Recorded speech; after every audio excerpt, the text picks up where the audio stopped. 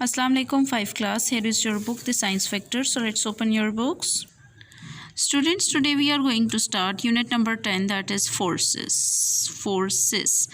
जी basically force क्या होती है, ठीक है। फोर्स एनर्जी होती है ना, जिस एनर्जी से आप किसी भी चीज़ को खींचते हैं या उसको पुश करते हैं, धक्का देते हैं, ठीक है। उसमें जो एनर्जी यूज़ होती है दैट इज़ कॉल्ड फोर्स, ठीक है।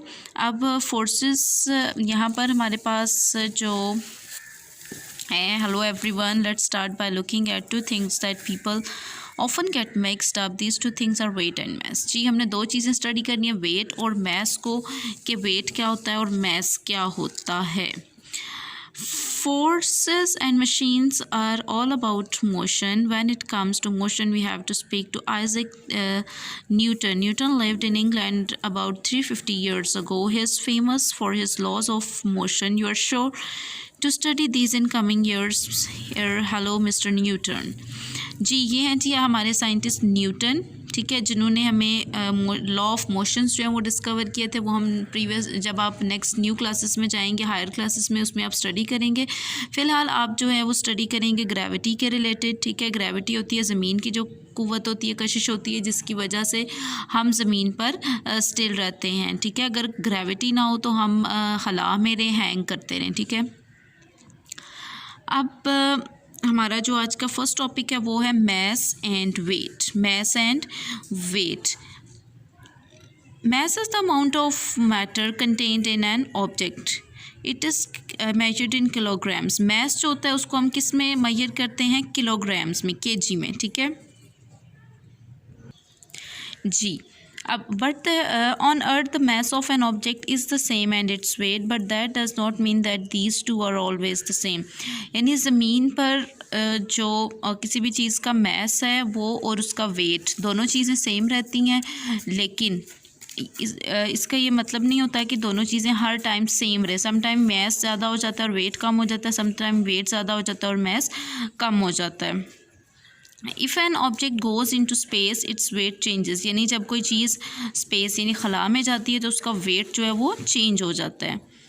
और ये क्यों चेंज होता है? It changes because of gravity. ये ग्रेविटी की वजह से चेंज होता है। ग्रेविटी मैंने आपको पहले भी बताया क्या होती है, ज़मीन की जो कशिश होती है, ठीक है। Now come to next page, page number 87। ये स्टूडेंट्स और स्पेस में फोर्स ऑफ ग्रेविटी जो है, ज़मीन की कशिश जो है वो बहुत कम होती है, ठीक है। दैट्स वाई जो खला में चीज़ें हैं वो ज़मीन वहाँ पर ज़्यादा ग्रेविटी नहीं होती, इसलिए वो सस्पेंड यानी हैंग किए होती हैं, ठीक है। नेक्स्ट है हमारे पास वेट। वेट क्या होता है? वज़न। Weight can be defined as the amount of gravitational force acting on an object. It is measured in newtons. Weight जो है वो न्यूटन्स में मेजर किया जाता है, मापा जाता है, और mass जो है वो किलोग्राम्स में मापा जाता है, ठीक है। बेसिकली क्या, the amount of gravitational force, यानी ग्रेविटेशनल फोर्स यानी ज़मीन की जो कशिश होती है उस पर ग्रेविटेशनल फोर्स जितनी उस पर असरअंदाज होती है उसको हम क्या कहते हैं? वेट कहते हैं। Next is the captain of the Pakistani team just hit the cricket ball. So far it's flown into space. It has not changed its mass, because it still has exactly the same amount of matter inside it and it did on earth. यानी जब कोई आप hit करते हैं ball को, बहुत दूर जाने के बाद भी वापस किधर आती है? ज़मीन पर आती है, ठीक है। ज़मीन पर क्यों आती है? क्योंकि ग्रेविटेशनल फोर्स की वजह से वो वापस आती है, ठीक हो गया। और खला में जब वो जाती है तो वहाँ पर ग्रेविटेशनल फोर्स जो है वो कम होती है। Now come to next page, page number 88। Yes students, page number 88 पर हमारा टॉपिक है बैलेंस्ड एंड अनबैलेंस्ड फोर्सेस।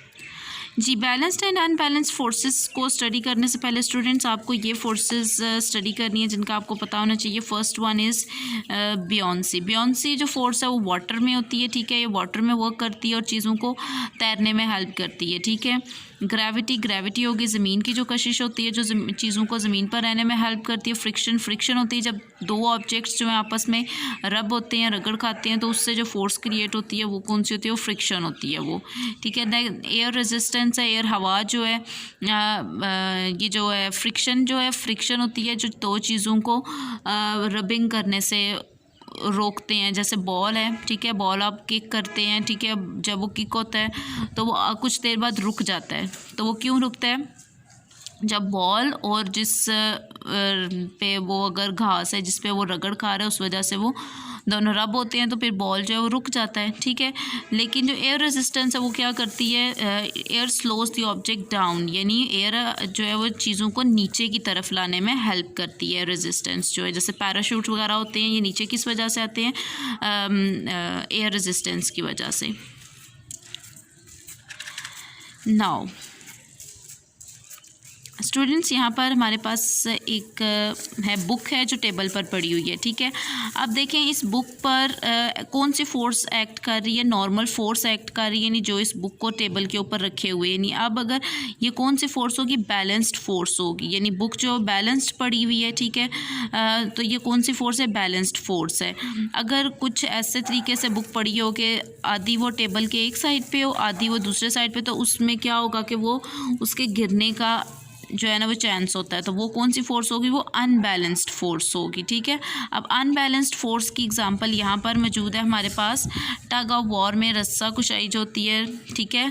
इसमें जब आप करते हैं गेम खेलते हैं तो अगर तो दोनों साइड्स की जो टीम है सेम फोर्स लगाती हैं, एक जैसी फोर्स लगाएंगी तो क्या होगा, बिल्कुल वो स्टिल रहेगा, जो फ्लैग है ये स्टिल रहेगा। लेकिन अगर एक तरफ एक टीम ज़्यादा फोर्स लगा देती है दूसरी कम लगाती है तो डेफिनेटली जो फ्लैग है वो किन की तरफ जाएगा, जिनके पास ज़्यादा फोर्स होगी, ठीक है।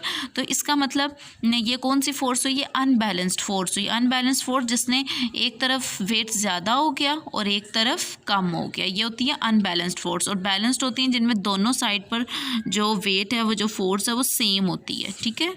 यह है आपका टॉपिक। अब 5 क्लास हम करेंगे वर्कबुक का काम। Now open your workbooks students, open your workbooks, page number 41।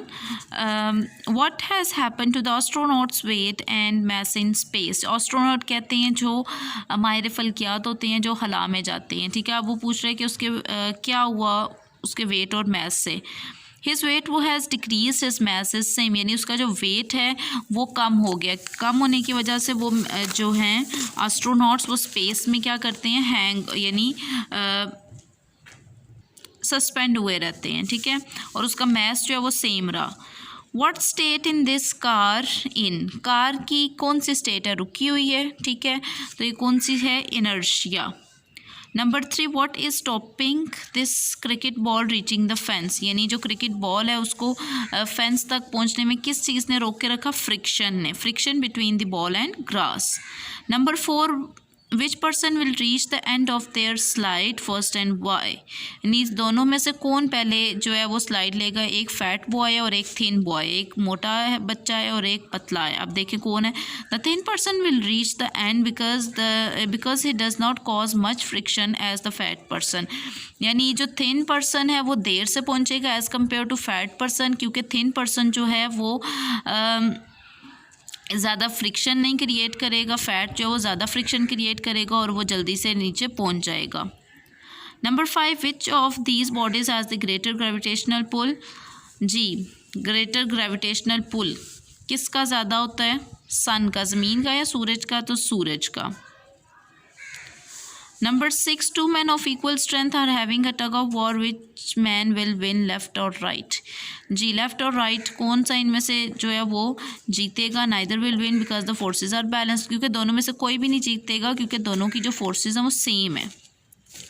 Number 7, why is this book resting on the table, ये जो बुक है क्यों नॉर्मल है, क्योंकि इस पर जो है वो बैलेंस्ड फोर्सेस जो हैं वो अप्लाई हो रही है, नॉर्मल फोर्स है जो उसको टेबल पर स्टिल किए हुए हैं। Why is this ice cube floating in the glass of water, जी पानी में क्यों तैर रहा है, बिकॉज ऑफ ब्योंसी, ब्योंसी आपको पता है पानी में फोर्स होती है जो चीज़ों को तैरने में हेल्प करती है। What force is stopping this parachute from falling in quickly, जी पैराशूट में डेफिनेटली एयर रेजिस्टेंस है जो चीज़ों को आराम से नीचे लाने में हेल्प करती है। Now come to next page. Yes students, page number 42, here is a crossword puzzle, हमारे पास पजल है जिसको हमने क्लूज़ की हेल्प से कंप्लीट करना है।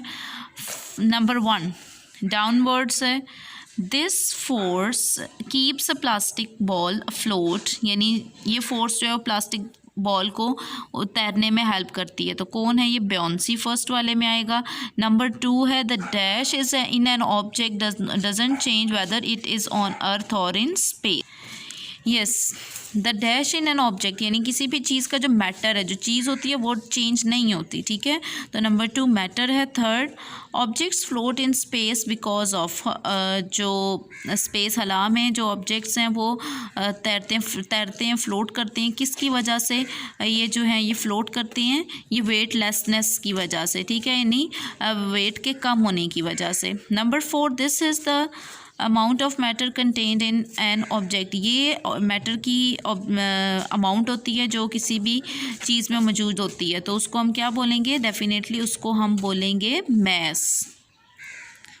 नंबर 5 है हमारे पास इस तरफ, mass is measured in. Mass जो है वो किस में हम मेजर करते हैं? मैस को हम किलोग्राम में मेजर करते हैं। Number 6, this force pulls us towards the earth. ये हमें फोर्स जो ज़मीन पर रखते हैं, डेफिनेटली ग्रेविटी होती है। Number 7, a rolling ball will come to a stop because of this force. जी जो बॉल है वो किस वजह से रुक जाता है? किस फोर्स की वजह से? फ्रिक्शन की वजह से। नंबर 8 है as an object moves away from the earth its weight, यानी जैसे जैसे कोई भी चीज़ जो है ज़मीन से दूर होती जाती है तो उसका वेट जो है वो क्या होता जाता है? डिक्रीज़ होता जाता है, कम होता जाता है। Number 9, an object will remain at rest until another force acts on it because of dash, यानी कोई भी चीज़ जो है अपनी जगह पर स्टिल रहती है और जब तक कोई फोर्स उस पर एक्ट ना करे। वो किसकी वजह से रहती है? इनर्शिया की वजह से, ठीक है। Number 10, the weight of an object is measured इन। किसी भी चीज़ का जो वेट है वो किस में मेजर किया जाता है? वेट हम न्यूटन में करते हैं। Number 11, the force that opposes the force of gravity in the air is called the air dash. जी, द फोर्स दैट अपोजेस यानी अपोज मतलब मुखालफत करना, फोर्स ऑफ ग्रेविटी की, हवा में जो फोर्स है ग्रेविटी को अपोज करती है उस फोर्स को हम क्या कहते हैं? एयर रेजिस्टेंस, ठीक है। नंबर 11 है। ओके स्टूडेंट्स, ये रहा आपका आज का काम। आपका 5 क्लास साइंस का सिलेबस कंप्लीट हो गया। Now you will revise your diary, ठीक है। रिवीजन डायरी को अब आप लोग फॉलो करेंगे। Okay students, take care and अल्लाह हाफिज़।